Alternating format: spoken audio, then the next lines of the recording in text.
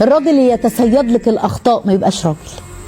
الراجل اللي بيهينك كل لحظه ما يبقاش راجل. الراجل اللي ما بيقدرش لا تعبك ولا يقدر نفسيتك ما يبقاش راجل.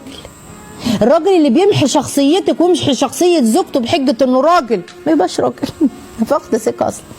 الراجل اللي بيتقمص بسرعه وينتظر زوجته هي اللي تيجي تصالحه، عارفين انت القماص السريع واتكلمنا عليه قبل كده، ما يبقاش راجل. اللي ما يعرفش يحتوي زوجته وقت غضبها ما يبقاش راجل. الراجل اللي ما يعرفش يطبطب ما يبقاش راجل. ما تعرفش تصالح زوجتك وتطبطب عليها ازاي يعني؟ ده قمه الرجوله انك تعمل كده. الراجل اللي بيترك زوجته وبيهملها وما بيكلمهاش ولا يعيشها ولا يعيش يومها ولا عارف حاجه عن حياتها ولا عن قلبها ولا عن مشاعرها ما يبقاش راجل.